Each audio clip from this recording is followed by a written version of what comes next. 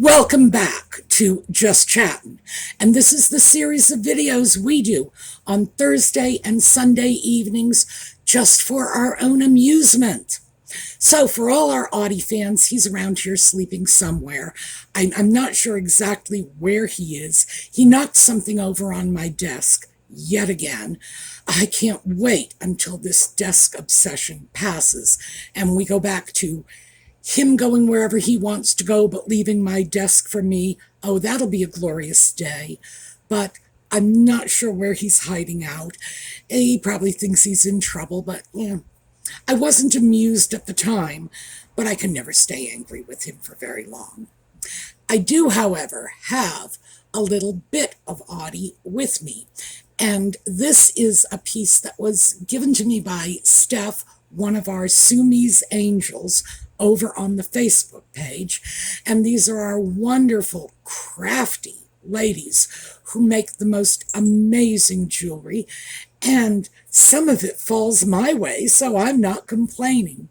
I love this piece. By the way, the jewelry they make, I wear in my own, real life all the time, including pieces I've gotten from viewers, and these things definitely do see the light of day.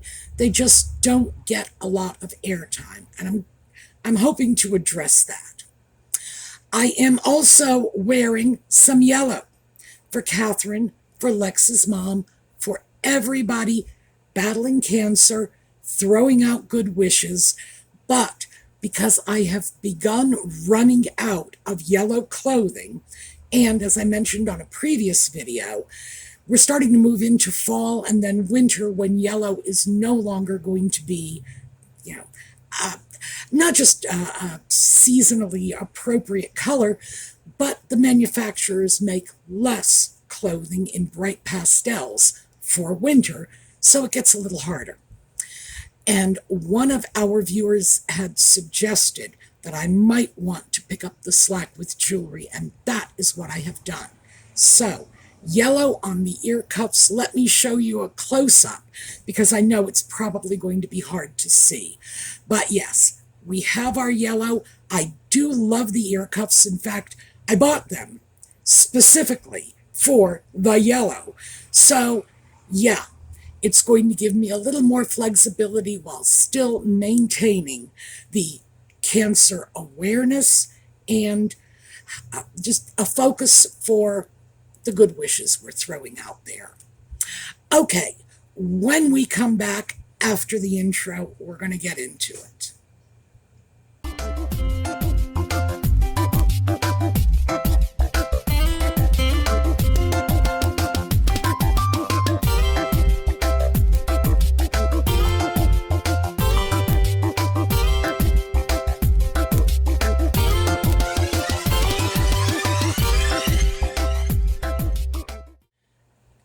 So I thought we would just address a subject that we have addressed in passing in previous videos, and that is Nutmeg and the Sock Puppet and the World Privacy Tour, which continues.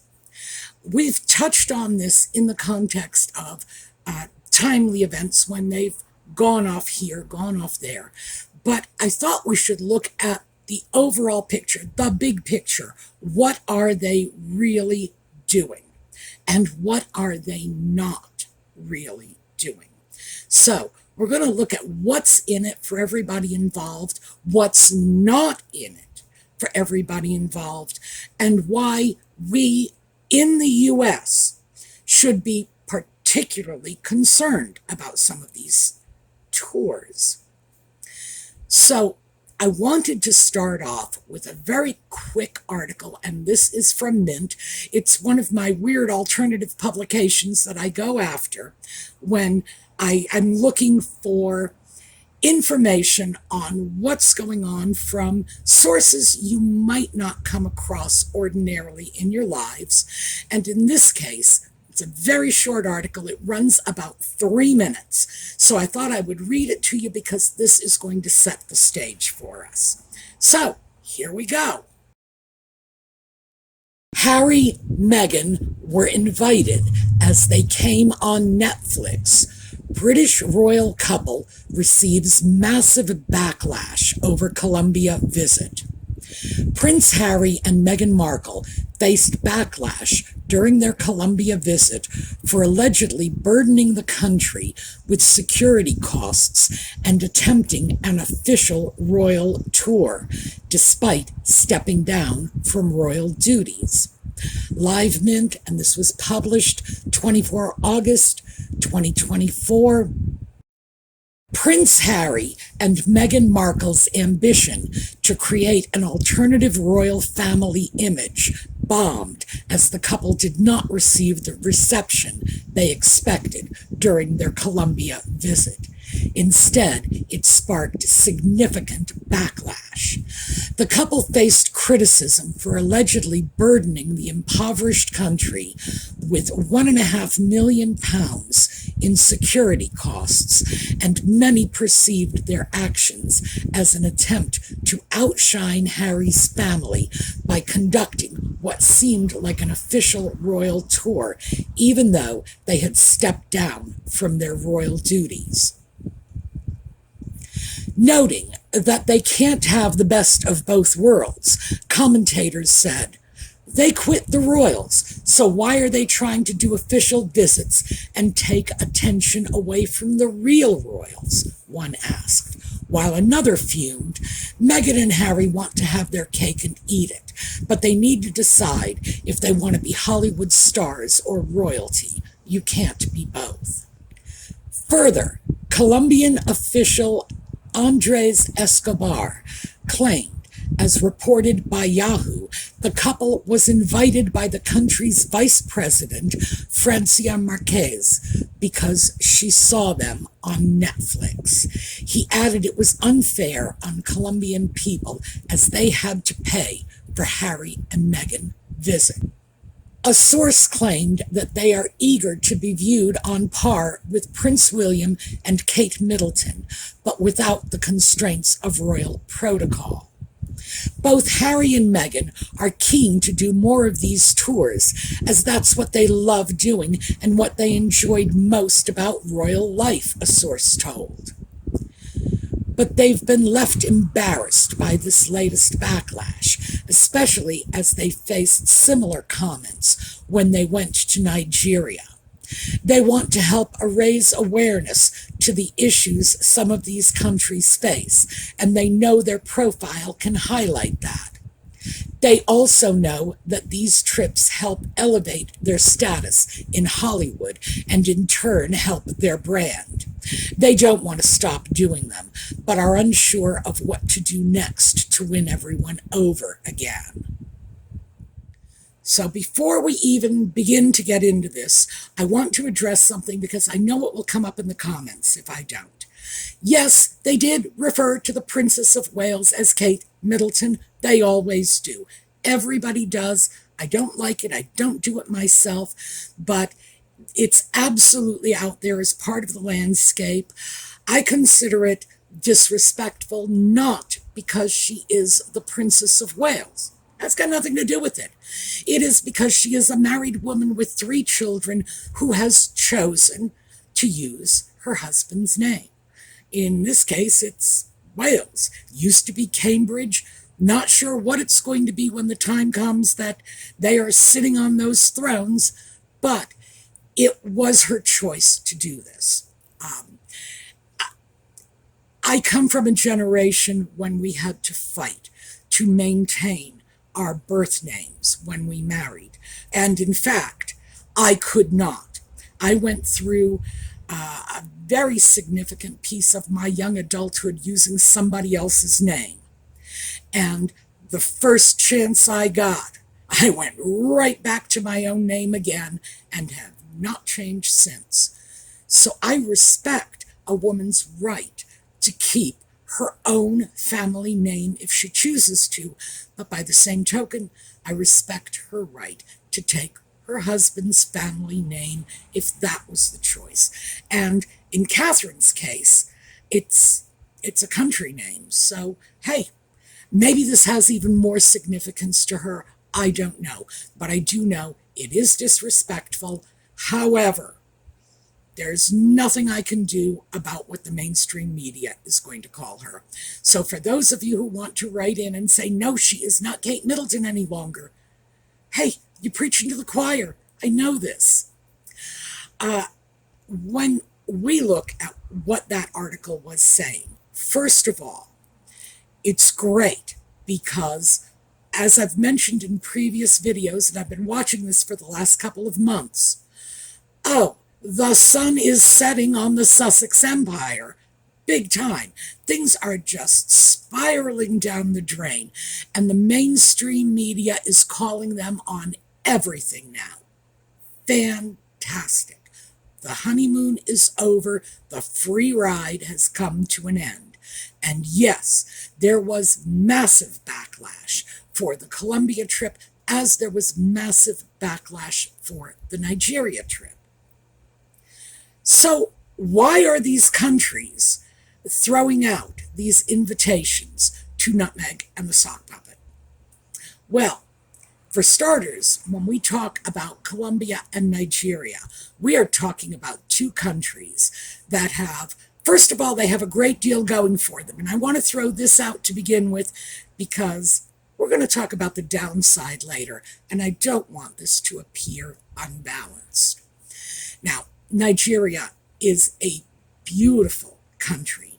They not only have some gorgeous natural attractions, they have some equally gorgeous man-made attractions. It is a nation full of lovely women and handsome men, and this is not, it's not like some sort of bombed out post-apocalyptic wasteland. It's a lovely country. Is this a vacation destination? No, it is not, and with good reason. The crime rate in Nigeria is high. The poverty level is high. And when you have a high crime rate and a high poverty level and foreign tourists who can afford to pack their bags and go away on a vacation for a week or two, you have criminals on one hand and victims on the other, and it's not good. This is a country that has the Orange Alert designation from the United States State Department, and that means if you're thinking about going there, please reconsider. You should use extreme caution. So, would I say that this is a prime vacation spot? No, absolutely not. Next trip on the Worldwide Privacy Tour, of course, was Colombia.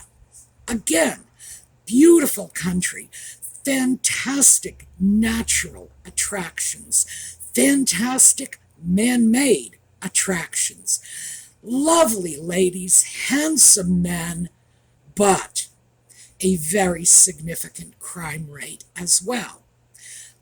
And again, the State Department has given this country Orange Alert status in terms of visitation. If you are thinking about going, the State Department advises you to reconsider. Same issues as in Nigeria. A great deal of poverty, a great deal of crime, tourists who can afford to go to places like these, and you do not have to be a millionaire.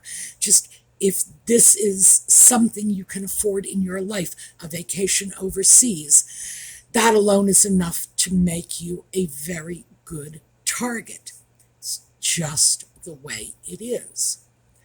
But when we look at other considerations, and these are considerations that should be of particular interest to any Americans considering visiting these countries, to other Europeans to a lesser degree, but still, I'm characterizing this as an American issue because Nigeria is the home of the romance scam.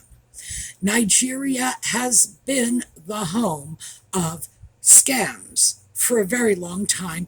In fact, going back to the Nigerian prince email scams, and they were in snail mail even before this. And this goes back decades. This is a country that is not doing anything at all to stop the criminal activity. Why should they? It's bringing a boatload of money into their country, which is getting spent in their country.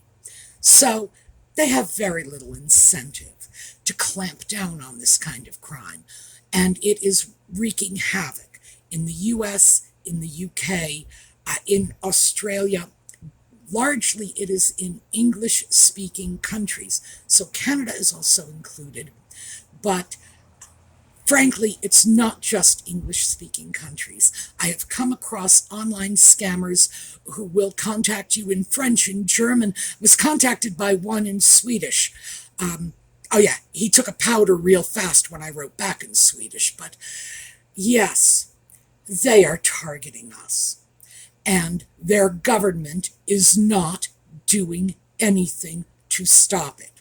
Therefore, we as Americans primarily, although, as I say, other nations are involved in this as victims, not as perpetrators, but other nations are involved as victims, but primarily Americans are being targeted.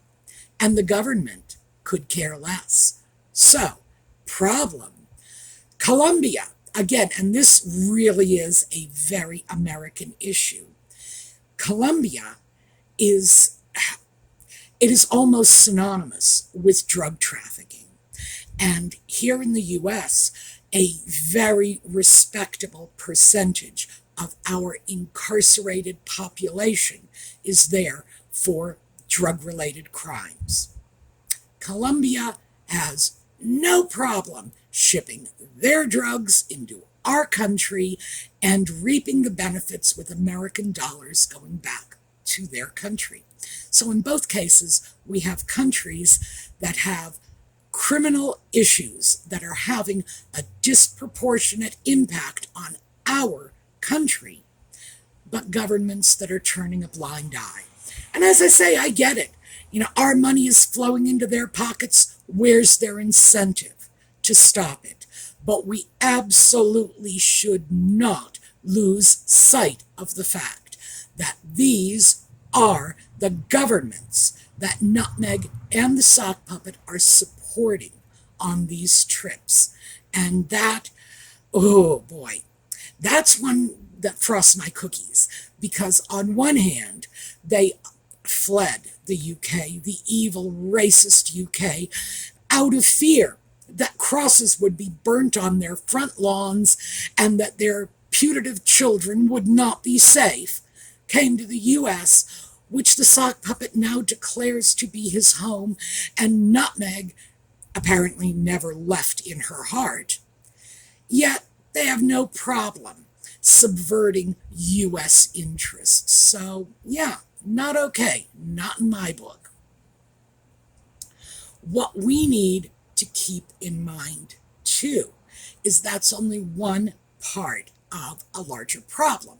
Now, I spoke about the beauties of these countries, the virtues, so much to see, so much to do. I showed you a couple of photographs. I promise you, I could have filled this video with photographs of Nigeria, of Colombia, and by the end of the video, you would be on the phone to your travel agent and say, oh, I must go, because they are lovely countries. They really, really are. But Nutmeg and the sock puppet are not there to enhance the prestige of these countries. They are not there to show us the wonderful sights, the beautiful people, the culture, the food, the music. No. They are there to show themselves off with an interesting backdrop for the photo op. What do we see when Nutmeg and the sock puppet send the photos back from Nigeria or Colombia? We see the two of them being greeted by heads of state, being escorted around with all the bells and whistles. And remember, I said I'm sure that's what they like best about this IPP status they no longer have. They want the motorcades. They want the sirens. They want the armed guards. They want the status. So that's what they're sending back. Those are the pictures we are seeing. The beautiful country and the lovely people are nothing but backdrops for the photo ops. And of course, we have to keep in mind that we also see a lot more of Nutmeg than most of us ever thought was either A, possible, or B, desirable, because she goes into these places and her first impulse seems to be to take off her clothing. Oh, wonder where she gets that from. Regardless, it's all about them. They are not doing anything to further the interests of these countries. They are not highlighting any of the tourist attractions. They are not highlighting any of perhaps governmental benefits of going over as a tourist. I don't know if there are any, by the way, but there might be. And I doubt they know either, because it's not about showing off the country.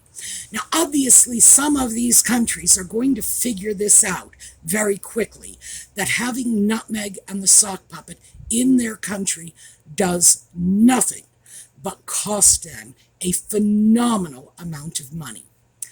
The Mint article that I read for you cited the Colombian security costs, just the security costs, at £1.5 million, getting close to $2 million, and heaven only knows what other costs were borne by the Colombian government and therefore the Colombian taxpayers, who are not wealthy people. We are talking about an impoverished country. Same thing with the Nigerian trip. Lord only knows what the Nigerian people, the taxpayers, the folks on the street of Benin City or Abuja had to fork out of their pockets to finance these extravagant photo ops. Now, in both cases, they did do some brief, very brief, publicity for the Invictus Games, and therefore it's reasonable to assume that the Invictus Games ended up ponying up some cash. Lord, I don't even know what to say about people who would drain money from a charity in order to buy their clothes and pay for their hotels. But yes, I do think that happened too. How Nutmeg and the sock puppet can sleep at night knowing that people who don't have enough to eat are paying for their security is absolutely beyond me. But fortunately, the mainstream media is highlighting this now. And I can only assume that as time goes by, fewer and fewer countries are going to be willing to extend these invitations, mostly because their own people have no idea who Nutmeg and the sock puppet are and couldn't be bothered one way or the other. So are they getting anything out of it? They're not getting anything out of it in the wider world, and it's probably not doing them any good with their own people. So yeah, I imagine the invitations are going to dry up very, very soon. Are Nutmeg and the sock puppet going to stop doing this? No, of course not. This is simply what they do.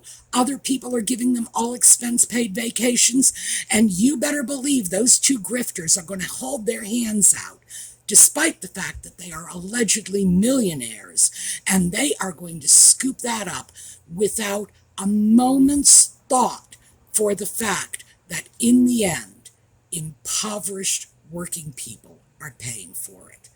So yeah, I thought that deserved a mention. Now, I should also say, simply because it came up on someone else's video recently, they said, I'm not going to call these royal tours. Well, I am. I'm not going to call them royal tours. I'm going to call them pseudo-royal tours. But I don't want us ever to lose sight of the fact that what Nutmeg and the sock puppet are doing is they are setting up their own rival royal court.